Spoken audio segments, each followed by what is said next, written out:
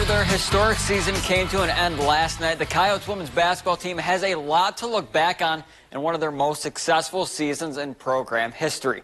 Semifinal Wednesday down here at the Well with their big win over West Harrison on Monday. The Hawks are back in the semifinal round for the first time since 2019 and for the third time since 2017. That's right, Jason, the Drake Relays have finally returned to the Blue Oval here at Drake University in Des Moines. And while it's one of the slower days of the week, it's still jam-packed with Siouxland track stars trying to make their names known. What's the environment like at the Tyson, Austin?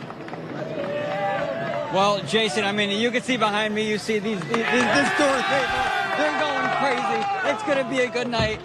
And, you know, it's going to be a tough one for Thomas More. And more importantly, I mean, I might go deaf tonight if something crazy happens tonight.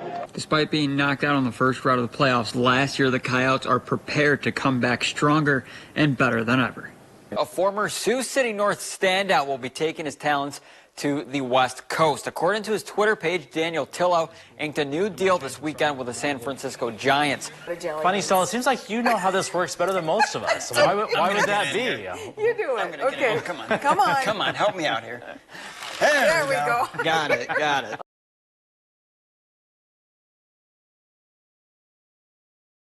Heading into tonight, the Muskies were just one win away from bringing a Clark Cup title back to Sioux City for the first time since 2002, and all that changed tonight. But the Capitals were not going to make this one easy. We'll start out scoreless in the second. Muskies pushing up ice. Ben Duran closes in on the goal, but gets stopped to keep it knotted at 0. Later in the second, Caps getting dicey. Blake Dangos gets a shot off. The deflection shot almost goes in, but Alex Tracy makes an incredible save. It's zeros after 2 periods. To the third, Muskies getting on the board. Ben Steeves picks up the puck, slips one to Charlie Shane, and finds the back of the net. Muskies take a 1-0 lead, but just moments later, the Caps answering right back. Quinn Finley sends a shot on. Caps crash the net, and Luke Middlestat scores to tie things up at 1. We head into overtime, but that's not enough for the Caps as your Sioux City Bandits win the 2022 Clark Cup Finals, bringing it back for the first time in 20 years. So far this year, the Bandits have passed all expectations and have been dominating the CIF as they are the only undefeated team in the league. They look to keep that going as they hosted Salina tonight. A tough defensive battle early on, a whole pack of Bandits attacking the Liberty quarterback to send him packing and keep the score at 0. In the second quarter, same song and dance. QB drops back, looks for a receiver, and he gets dropped to keep it scoreless. Bandits, though, end up dropping their first game of the season, 39-30. Axis took on Kane Country tonight in Game 2 of their series. They fell 8-5, and we'll be back tomorrow for their getaway day. First pitch is scheduled for 4:05 p.m. After a long week out in Des Moines, the final day of the Iowa High School State Track Meet finished up today with more records being broken and more titles coming home to Siouxland. So let's head out to the Blue Oval at Drake University. Starting off in the boys 4A 800 meters, Sioux City North's Gabe Nash and Yamani Kiflay finished in the top 2 and bring back gold to the north side. To the boys 2A 110-meter hurdles, Spirit Lakes' Jack Latham sets a new all-time record in the event, crossing the line in 13.81 seconds to earn the first place medal. Heading over to girls 4A in the 100-meter dash, and this week was the Holly Duac show. Crosses the line in 11.67 seconds to win her second gold of the week, but she wasn't done yet. Later in the day, Duax again, this time dominating in the 200-meter dash, finishes in 23.95 seconds, that being the second fastest time in state history. Nick, the Muskies did it. We've been waiting 20 years for this. We finally got it. There's probably going to be some pretty big parades coming tomorrow when they come back into town.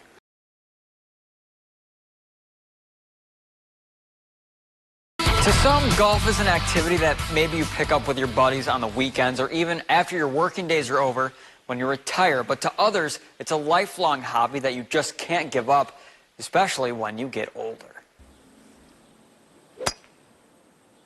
Sioux City resident Sally Kimball is 94 years old and still strives to play one of her favorite activities, one that she's been taking part in for more than 70 years. I just enjoy it. I just want to play it. And not as well. I don't hit the ball as far, but you just love the game. Sally has been a loyal member to the Green Valley Golf Club since they first opened back in 1960 and is still placing at the top of tournaments more than 60 years later. I just love the course. I love the people. And I love the course. I probably should be quitting. I'm not doing it like we talked with Scott there, that I did win first flight last year at 93 and tied for second as what championship was in second place. And Sally's been making lasting impressions to those she's met every step of the way.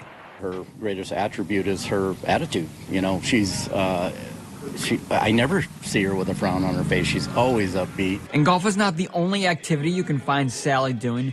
Since her late husband passed 32 years ago, to keep even more busy, she teaches line dancing to senior citizens every Thursday at the Siouxland Center for Active Generations.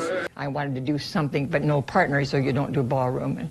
And I called a cousin who did all kinds of stuff in Racine, Wisconsin, and she said, the senior center. And I thought, senior center, you know, I'm 60 years old. That doesn't sound good to me, but oh, it's been a great part of my life. And even I got to take part in all of the fun during class. Is this an easier one? It is. It is? I think, I can't even tell you. I think it starts out with the fine. Okay. Yeah. Yes, please. We have a new person today. And let me tell you, it's a lot harder than it looks.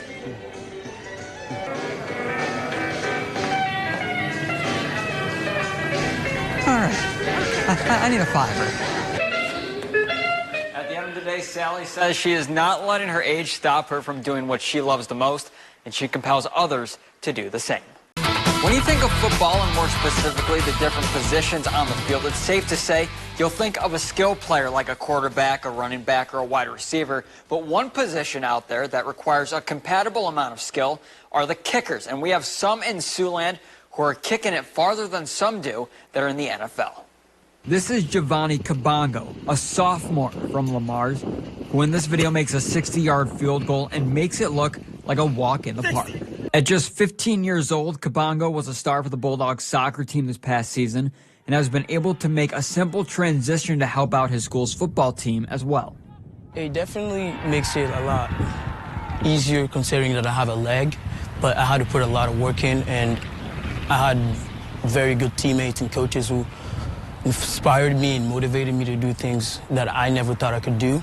Special teams at this level of play are usually a hit or miss depending on the program you're talking about, but the Bulldogs are confident in the skills that Giovanni has brought to the table.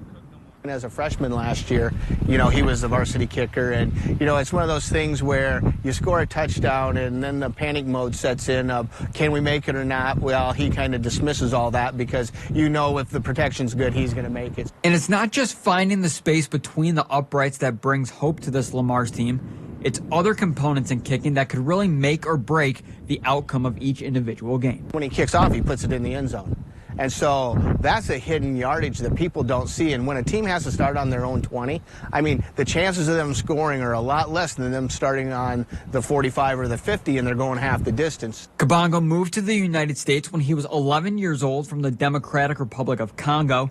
He says it's been a great experience playing a new sport in a new country and has his team to thank for helping him through all of life's obstacles. I have a lot of English trouble, and they were very supporting, and I love my teammates and coaches who put me through the position I am right now, and I'm very grateful for that.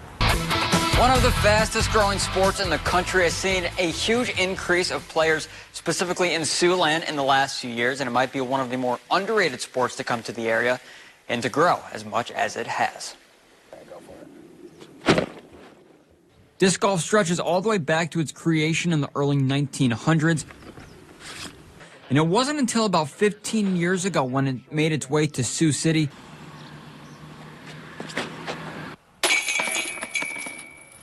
and has been growing in the surrounding area ever since. Sioux City always had a couple. We put our 18-hole in at Lamar's about 11 years ago. Alton followed with a nice 9-hole around their roadside park. Within the area, I'd say about every smaller town's got one in town. Now, it wasn't by far the most popular recreational activity for the residents of Siouxland to take part in back then, But since the beginning of the COVID-19 pandemic, the amount of players and interest in the sport has skyrocketed into big numbers. You know, we've always had solid numbers until about 2 years ago. Everything's about doubled. You know, we used to have 4 or 5 tournaments a year. And now within the 2-hour radius, if you want to play a tournament, you can play one anytime, anywhere to run this. Whether you're 5 or 85, if you can throw it, you can play it.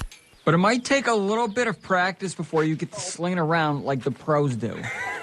I'm gonna find that one. Yeah, I wouldn't say it's actually easy. I think that'd be the one thing people will find out when they do get into the game, is that how much different it is than just going out to your backyard and throwing a Frisbee. At the end of the day, a big reason why the disc golf community has grown and stayed that way for the last few years is the camaraderie and the inclusivity that the Siouxland groups have put together since starting out.